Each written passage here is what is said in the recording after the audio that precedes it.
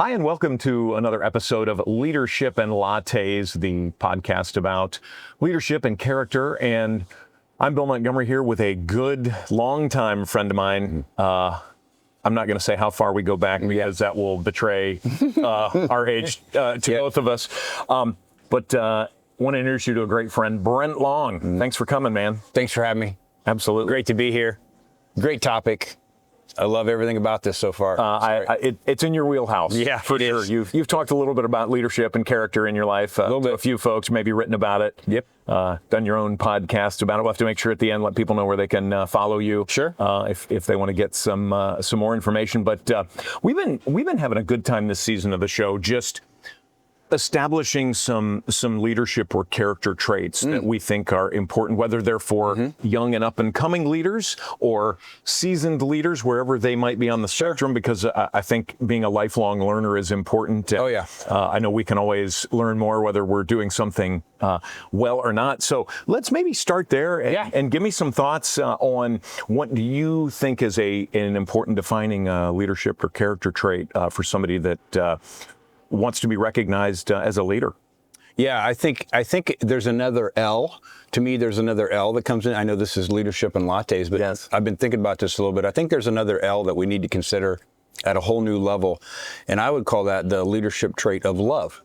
Right? Love, I come from a football background. I come from a performance background, and loving someone enough to pull out of them their full potential means we don't always have to tolerate what it is that they're doing, but we have to love them through that. And as a leader who can express love, I can tell you what that does to a team. I can tell you how that melds a team, how it brings a culture of a team together, how it helps an individual perform at a high level. If that person understands that they are going to be led with love, then they are not playing tight, we would say, right? Yeah. They're playing within their wheelhouse. And the culture that they are now becoming a part of is one where we do expect you to grow, because I love you so much that we're going to help you grow. Yeah. But I also love you to the point where we're not going to punish you for making a common mistake along your trajectory of growth. Wow. And so I focus a lot on the concept of leadership at a loving level to help people get better at what they do. It's interesting because when I think we talk about leadership traits, even as you say that, while it almost just feels like a no-brainer, I feel like that's not one that is listed regularly, as something that people need to, ascribe to, yet it almost seems core to almost anything else that you do. Well, it's often overlooked because it's often misunderstood. Like love often, is something, well, I agree with them. I'm going to tolerate that, or I'm whatever. No, love says, I'm going to call you to a higher standard. There were many times in the scriptures where Jesus interacted with somebody. He might have dealt with an issue that they were dealing with. And before he left them, he loved them enough to say, go and sin no more. Don't keep doing that again. Don't keep doing that over and over and over again. He's calling out of them a higher level of expectation. You want to be a follower of mine, then you let go of that behavior, that attitude, that heart condition, whatever that is, and you can continue to follow me, but you're going to have to let that go. And I love you enough to speak that into you at the time. So as you think about that, because again, I think we're even maybe breaking away from what people's traditional definitions of love might be. Maybe unpack how you would define love in this context, being that, I've heard that, in other languages, there will be many different words for the word love, where we kind of have one word, but many definitions of that. So maybe unpack that a little bit from a leadership level. Yeah, so leadership, let's think about it from some of my past as a football coach. I love the fact that you're on my team, but I do not like what you did on that play. I do not like that attitude you're bringing to the locker room. And I love you enough to let you know that one-on-one, because I'm going to expect more out of you coming in the future. Now, that individual just got spoken to in his identity, not necessarily in his role, but in his identity. I love the fact that you're part of my team. I love the fact that you are alive, well, that you're a human. I love who you are. I'm going to expect that to come at a little bit of a higher level. I'm going to expect you to put more effort into that, because I don't like the mindset that you're showing up with, but I do love you. See, if we take that and we extrapolate that out into the marketplace at a higher level, we're dealing with very large children who are now adults who have not been loved like that for a long time in their life. So I'm really glad and thankful and grateful that you're on my team. And because of that, as your leader, I'm going to expect a little bit more out of you because I don't like the level that you're playing at right now. So I'm guessing that in a leadership context, if I am attempting to be loving, that actually could involve more confrontation and not less. Yeah. Yeah. Might be hitting a hot button of yours. Yeah.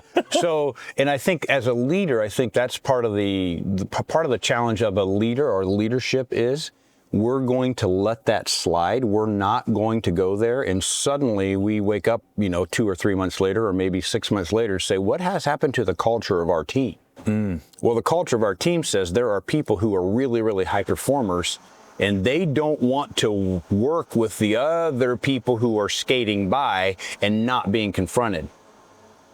All right, so typically the high-performing individual, doesn't matter what it is, musically, athletically, whatever it is, they have a standard that they want everybody to perform at if they're going to be on the same team. Yes. Okay, if the leader is not confronting those who are not pulling their weight, the high performers will be the ones who will be the first frustrated ones. They'll be the ones that get most frustrated. Right? And so if you want to pull everybody up, then you have to understand that sometimes leadership means I got to get in a little bit deeper. I got to do a little bit more encouraging confrontation early on to set the tone so that later on we don't have to deal with so many of these issues. And oftentimes leaders do that backwards. Hey, Leadership and Latte listeners, have you discovered Dolce Sweets? They're made in Ashland, Ohio, and they're redefining what it means to give with purpose. This is great, delicious chocolate with a purpose. Their handcrafted chocolates are nostalgic. They aren't just treats, they're meaningful gifts that bring people together. I know I've given more than I can count, and everybody loves them. And they know that they feel loved and cared for. And here's a sweet deal for Leadership and Latte listeners. Get 20% off any business gift assortment with the code LL20 at dolcesweets.com. That's DULCI sweets.com. Dolce Sweets, goodness created to be shared. So I took over a team, you're familiar, I took over a team years ago. We had about 35 people that were reporting directly to me. There were another 5 people, 35 outbound producers. There were another 5 people that were kind of in a support structure. The entire team had about 100 and some people on it, right? And I took over this team, and my first interaction with my specific team was, I love you. I am your new leader. I love you. I have been praying for you for the last 3 months before I met any of you. Okay? Wow. And I just want you to know that my love for you will not pay any of your bills. Now, That's fair. I love you. You're on the team. My job is to help you all elevate your level of performance because I really love you enough that I would love to see you pay all your bills on time and have some left over. And I'm going to love you very firmly to get you to that point. It was very quiet in the room. But as the months unfolded and the months unfolded and the months unfolded, it was amazing what started to happen. Well, because I imagine from that point forward, you have to daily prove that that love to them that says, here's what it's not, here's what it is. But if you allow me to love you in a way that holds you accountable to the behaviors that I'm asking, these other things will be the result. The other things are going to fall into place. Yeah. I can tell you that there was one time at a full staff meeting, a very large full staff meeting, that I found out that my team was responsible for the fact that nobody else in the organization got their profit sharing check. And I called a meeting.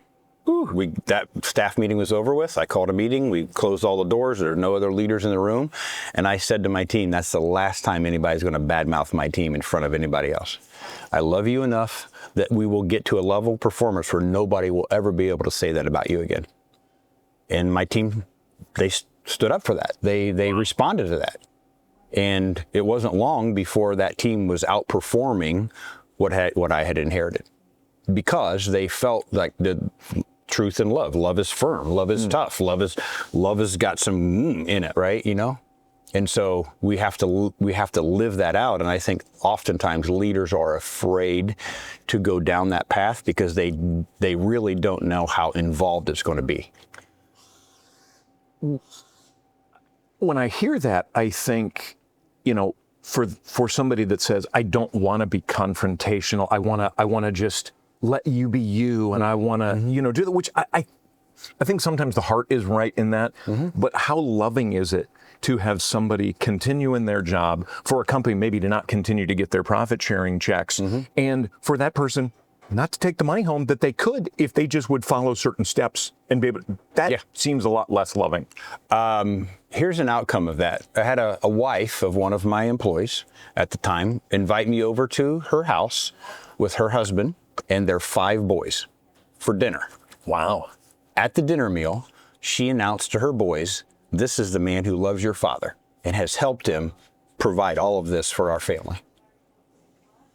Now, I didn't ask for any of that. That's what happened. And she would invite me over multiple times, and she would make a point of letting her 5 young boys in that house know that there was a man who loved their dad so much that their dad was getting better and better and better at what he did. She would bake cupcakes and have him bring them to the office. Wow. And once that whole turnaround and restructure and everything was done, I actually helped him start his own business. Long after he was no longer reporting to me. Wow. Yeah. And again, that would because he would reach out because he knew that I loved him enough to tell him the truth about his possibilities of starting a business. But the leader has to earn that. The leader can't just show up and say, "Follow me, trust me." Like those are last words for a leader to say. You guys can trust me. Just trust me. Just trust me on this, right? As soon as a leader says, "Just trust me on this," everybody's going to start questioning whether that leader has right intentions or not. But if the leader shows up and says something to the effect that, "I am so glad you're on this team. I love the fact that you're here, but that's not going to pay your bills. So we're going to have to elevate performance in order to get to that point." Wow. Sounds like something I think I've heard you say where, people are performing at a certain level and it's not doing the things they want. And you just go, "Well, how's that working for you? How's that working out for you, right? I'm not getting what I want out of life, but I'm unwilling to put anything else into it. Well, how's that going to work out?" Yeah. Right. And we're all guilty. I'm guilty. 100%. I do it myself. I need people, leaders in my life, mentors in my life, coaches in my life who love me enough to call me out on something because I'm just as guilty as anybody else. Right. But if I recognize that, then it's like, I would say it this way. I've never been in a situation where anybody was legitimately encouraged too much. If it's legitimate, nobody's ever been overly encouraged. "Oh, I can't handle any more encouragement. Please back off. Please back off." No, that's never happened. Never happened. Well, then why can't the leader demonstrate that in an office environment or on a team environment? Like I really love this about what you're doing, and I think that here's an area that you can improve. See that the quote unquote the lover is going to speak the truth into that situation, whatever that situation is. But they're going to have to be in proximity enough to see behavior close enough to say, "Pull your arms in, pull your elbows in. I'm going to get you to run faster." You can't do that from far away. And so then the idea is, do I care enough to get involved in their life at a level where I can have an impact on their performance and they know they're safe with me because they know I love them?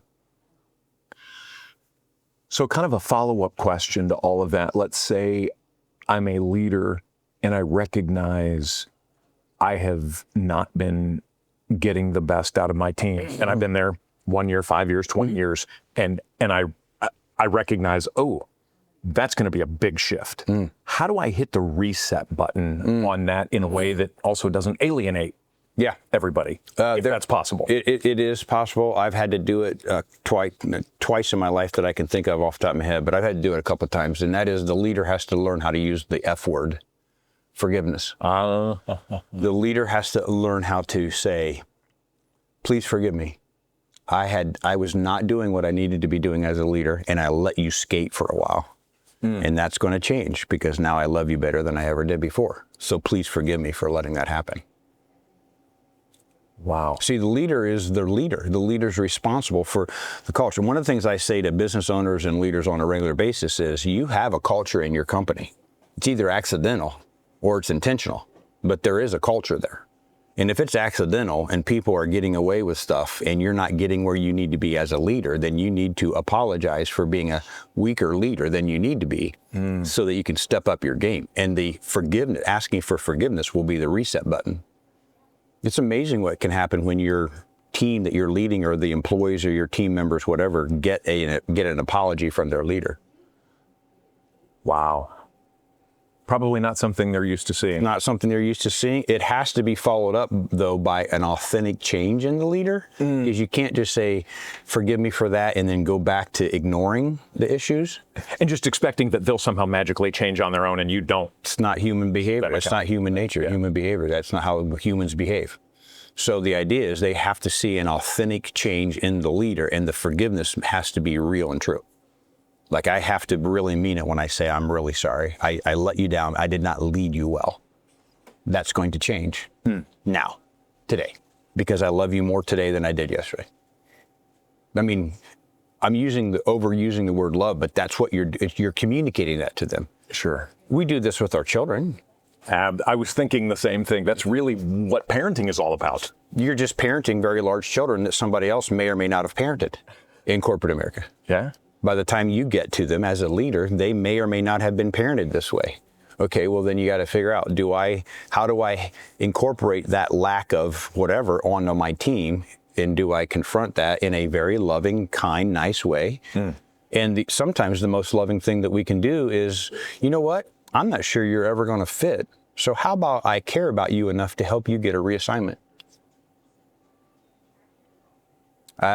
In this team that I took over, I had a gentleman who probably really shouldn't have been there. And I got close enough to him as his leader to understand his heart, what he really wanted to do. Right now, he is pastoring a church in Texas because that's who God created him to be. So in loving him out of that place, it's actually loved him into a place where he should be, and Where he's thriving. flourishing, thriving, and flourishing. And had I not been there and he had expressed that desire to another leader, he would have been fired. Versus encouraged and helped and encouraged and helped and whatever. Wow. Yeah. I love that. Well, I appreciate, which I'm not surprised, your willingness to bring maybe something from a different angle, because I feel like that's a hallmark of Brent Long. Is you Sometimes. yeah. And I say that in a tremendous way, a good way of just how you come to the marketplace with some different thoughts and different ideas, and so I'm grateful for that. If folks are interested in maybe hearing more, or following you in any way, what's a good way for them to either reach out or follow maybe some things that you've got going on? They can hit longonlife.com. That's one place and there's little forms on there. They can sign up for a free newsletter or whatever they want. They can hit saltysalestraining.com. We're getting ready to launch a Salty Sales Training Academy on that website, and so they can sit there and get some information that way as well. There's a YouTube channel out there somewhere. I don't even know what it is. It's probably Be Long on Life or Brent Long on Life, something like that YouTube channel, where just some of these crazy random thoughts get captured in video and thrown out as well. But probably longonlife.com would be the main place to go.